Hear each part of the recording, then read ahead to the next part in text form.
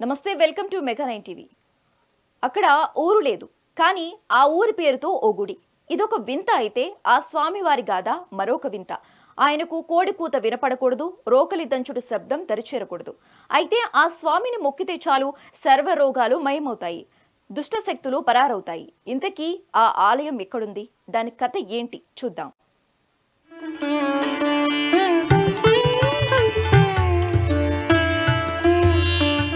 పల్నాడు జిల్లా వినుకొండ సమీపంలో కొలువై ఉన్న మదమంచిపాడు వీరాంజనేయ స్వామి దేవాలయం వినుకొండ పట్టణానికి 8 కిలోమీటర్ల దూరంలో ఉంది. ఇక్కడ స్వామివారి ఆలయం, వసతి గదులు ఉన్నాయి. ఈ ఆలయం ఊరి పేరుతో ఉన్నా ఇక్కడ స్వామివారి చరిత్ర ఇప్పుడు తెలుసుకుందాం.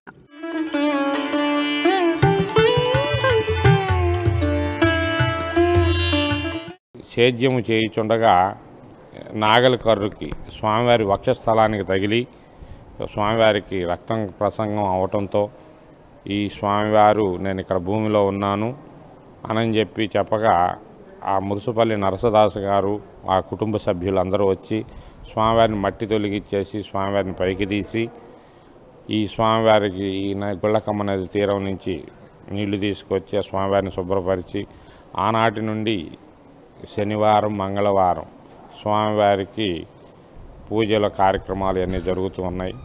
సుమారు స్వామివారు స్వయంభువుగా వెలిసినది 738 సంవత్సరాలు. ఇప్పటికీ ఈ స్వామివారు ముసుపల్లి నరసదాసు గారు చేయగా కొంతకాలం తర్వాత బాపట్ల జిల్లా అప్పాపురానికి సంబంధించిన వారు 200 రూపాయలతో చిన్న మిద్ది కట్టారు.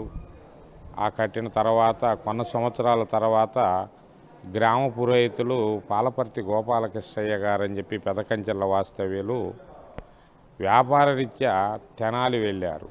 100కి రూపాయి చొప్పున స్వామివారికి తీయగా ఆయనకి లాభంలో వచ్చిన రూపాయి కూడా పెడితే ఒక చిన్న మందిరంలాగా స్వామివారికి మందిరం కట్టారు.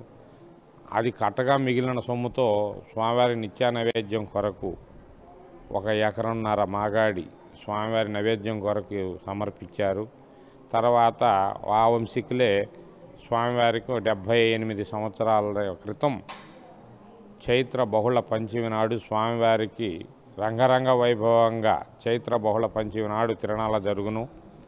ఈ స్వామివారి సన్నిధిలో 13వ వాడిని నేను ఇక్కడ సేవించుచు వారసుడుగా. మొదటగా స్వామివారి ఆలయ విశిష్టత గురించి చెప్పుకుందాం. పూర్వం ఈ ప్రాంతం నరసరావుపేట జమీందారుల ఏలుబడిలో ఉండేదట. ఆ సమయంలో ఏనుగుపాలెం ప్రాంతానికి వచ్చిన జమీందారుకు మురసపల్లి వంశానికి చెందిన బ్రాహ్మణులు అనేక రకాలుగా భోజనాలు, మర్యాదలు చేశారట. వారి మర్యాదలకు సంతృప్తి చెందిన సదరు జమీందారు 440 ఎకరాల్లో ఏనుగుపాలెంకు నైరుతి దిశలో ఉన్న మదమంచిపాడు అనే అగ్రహారాన్ని దానమివ్వడం జరిగింది. సదరు భూములలో ఒకనాడు రైతులు నాగలితో పొలం దున్నుతుండగా నాగలికి ఒకచోట ఏదో తగిలి అరక ఆగిపోయింది. అరక ఆగిన ప్రదేశం నుంచి ఆకాశంలోకి మెరుపులు ఏర్పడి ఒక వెలుగు వచ్చింది. దాంతో ఆ రైతు కళ్ళు బైర్లు కమ్మి చూపు కనపడకపోవడంతో ఆ రైతు, స్వామి, నేను తెలియక అరక తగిలించాను, మన్నించమని వేడుకుని నమస్కారం చేయగా ఒక ధ్వని ఆకాశం నుంచి వినపడింది. తాను వీరాంజనేయ స్వామి రూపంలో భూమిలో ఉన్నానని, తనకి పూజలు చేస్తే చూపు వస్తుందని చెప్పగా ఆ కండకి నది నుంచి నీళ్లను తీసుకొచ్చి ఆ ప్రదేశంలో పోసి స్వామివారి విగ్రహాన్ని కడిగి పూజలు చేశారు. దాంతో ఆ రైతుకు చూపొచ్చింది. ఇక్కడ గాలి పిచాచులు, బ్రహ్మరాక్షసులు, సంతానం లేని వారు ఎవరైనా వచ్చి 41 రోజు ప్రదర్శనాలు చేస్తే వాళ్ళ కోరికలు తీరుతాయి. అందువలన ఈ స్వామి మదమంచిపాటి వీరాంజనేయ స్వామిగా ఈ స్వామివారి స్వయంభువు కాబట్టి ఈ కార్యక్రమంలో ఏవైనా కానీ అనుకున్నట్టుగా స్వామివారు నెరవేరుస్తారు. కాబట్టి అప్పటి నుంచి వీరాంజనేయ స్వామి ఘన చరిత్ర చైత్ర బహుళ పంచమి నాడు హనుమత్ జయంతి కార్యక్రమాలు జరుగుతూ ఉంటాయి. ఆశ్వేజ మాసం, ఆశ్వేజం అంటే వచ్చే నెల ఈ కార్తీక మాసం 40 రోజులు పూజా కార్యక్రమాలు ఉంటాయి. 30 రోజులను ప్లస్ 41 రోజు స్వామివారి దీక్ష తీసుకొని హనుమత్ వ్రతం అని చెప్పి వస్తుంది. ఆ హనుమత్ వ్రతం అన్నీ చేసుకొని ఈ మాలధారణ ఇది చేసుకుంటారు.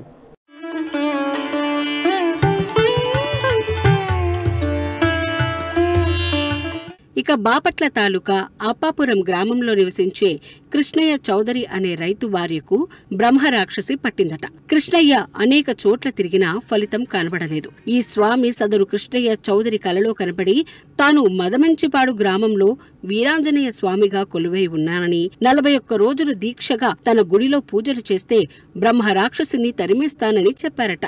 దీంతో కృష్ణయ్య చౌదరి తన కుటుంబంతో సహా ఈ మదమంచిపాడు వెళ్లి స్వామి కలలో ఏ రూపంలో అయితే కనబడ్డాడో అదే విధంగా ఉండటంతో స్వామి చెప్పింది నిజమే అని నమ్మి 41 రోజుల కఠోర దీక్ష చేయగా తన భార్యకు పట్టిన బ్రహ్మరాక్షసి వదిలిందట.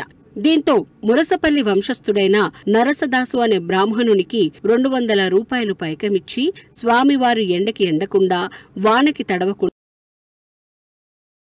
స్వామివారికి చిన్న మందిరం కట్టి పూజలు చేస్తున్నారు. మన గుంటూరు జిల్లా ఉమ్మడి జిల్లాల్లో కోటప్పకొండ తర్వాత ఈ యొక్క మదమంచిపాడు సన్నిధి రెండో తిరణాలుగా భావిస్తూ ఉంటారు. సంతానం లేని వారికి కానీ ఏమైనా గాలి ధూళి పట్టిన వాళ్ళు కానీ ఎవరన్నా వచ్చినా స్వామివారి దగ్గర 41 రోజు దీక్ష చేసి ప్రయత్నాలు చేస్తే వాళ్ళకి ఏదైనా కానీ కోరుకున్న కోరికలు తీరవుతూ ఉంటాయి. కానీ నేటికీ కూడా స్వామివారికి ఎక్కడైతే మొదట నాగలి తగిలిందో ఆ ఎద భాగాన రక్తం వస్తున్నట్లు ఇప్పుడు కూడా ఆ భాగంలో తడి తగులుతుందట. గంధం పూసి ఆ తడిని ఆపుతూ ఉంటారు. కొన్నాళ్ల తర్వాత మదమంచిపాడు సమీపాన ఉన్న పెదకంచర్ల అనే గ్రామంలో నివసిస్తున్న అలపర్తి గోపాలకృష్ణయ్య అనే బ్రాహ్మణుడు బతుకు తెరువు నిమిత్తం తెనాలి వెళుతూ స్వామిని దర్శనం చేసుకున్నాడు. తాను బతుకు తెరువు నిమిత్తం తెనాలి వెళ్తున్నానని తనకు వచ్చే సంపదలో 100 రూపాయలకి 1 రూపాయి తీసి గుడి నిర్మాణం చేస్తానని మొక్కుకుని వెళ్లాడు. స్వామివారి అనుగ్రహంతో సదరు అలపర్తి గోపాలకృష్ణయ్య వ్యాపారంలో లక్షలు గడించారు. వచ్చిన లాభంలో 100కి రూపాయి చొప్పున తీసిపెట్టిన ధనముతో స్వామివారికి గుడి నిర్మాణం ఆరంభించాడు. కాలంలో అదే వంశస్థులకు చెందిన ఆలపర్తి రామబ్రహ్మం 1960లో మొట్టమొదటిసారిగా స్వామివారికి చైత్ర బహుళ పంచమి నాడు తిరునాళ్లు జరపాలని తలంచి ప్రభ నిర్మాణం జరిపి తిరునాళ్లు కావించారు. నాటి నుంచి నేటి వరకు కాలక్రమేణా వచ్చిన ఆధునిక సౌకర్యాలతో కూడిన విద్యుత్ ప్రభలతో భక్తులు నేటికి పూజలు చేసుకుంటూ తిరునాళ్లు జరుపుతున్నారు. 1998 ఆగస్టు 15వ తేదీన పెద్ద గుడి కట్టవెలను అని తలచిన ప్రస్తుత పూజారి రాఘవచారి తండ్రి శంకుస్థాపన చేశారు. కాని తాను ఒకటి తలిస్తే దైవం ఒకటి తలిచిందన్నట్లు శంకుస్థాపన జరిపిన 3 దినములకు ఆ బ్రాహ్మణుడు కైవల్యం పొందారు. తర్వాత 2000 సంవత్సరం మే 19న గుడి నిర్మాణం పూర్తి చేశారు. మాకేమైనా బాధలున్నా ఆయనకు చెప్పుకుంటాం. ఒకరితో నాకు తెలియదు కానీ నాకైతే నెంబర్ 1 ప్రధాన వీరాంజనేయ స్వామి, మదమంచిపాటి వీరాంజనేయ స్వామి. తెయ్యాలు భూతాలు ఇలాంటివి ఉన్నకున్న చిన్న చిన్న బాధలు ఆయనకు చెప్పుకొని ఇక్కడ నిద్ర చేసిపోతే ఇంకా మంచిది.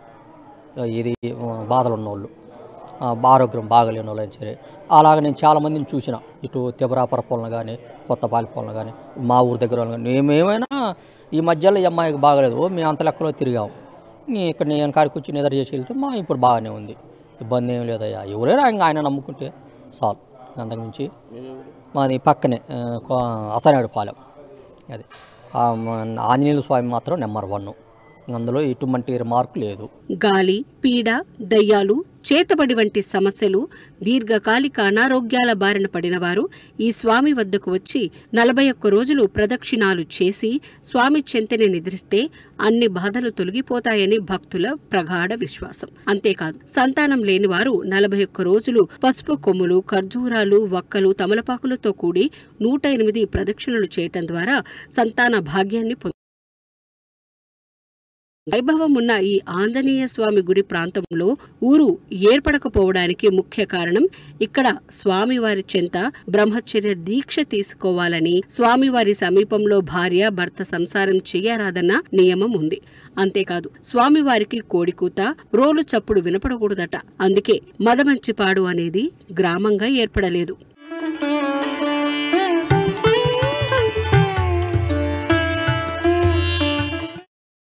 స్వామివారి మీద నమ్మకంతో భక్తితో చేసుకుంటే ఏదైనా ఇక్కడికి వచ్చిన వాళ్ళకి ఇది జరగదు అనేది లేదు, పక్కాగా జరుగుద్ది.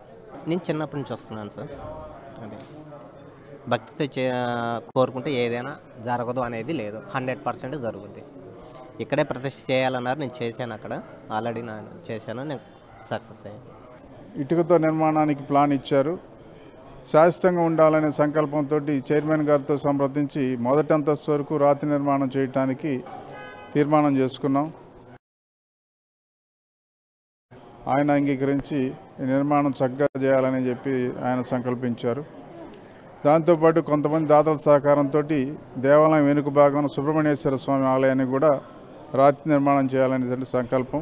అందుకు దాత కూడా 5 లక్షల రూపాయలు తమ కుటుంబ తరపున ఇస్తామని చెప్పి ముందుకు వచ్చారు. ఈ విధంగా ఈ దేవాలయాన్ని అభివృద్ధి చేస్తూ ఈ దేవాలయం చుట్టూ కూడా సీసీ రోడ్ నిర్మాణం చేస్తూ, ఎందుకంటే ఇక్కడ వాహనాలు ప్రదక్షిణ చేయటం అనేది ఆనవాయితీ, దానికి అభివృద్ధి చేయాల్సిన అవసరం ఉంది.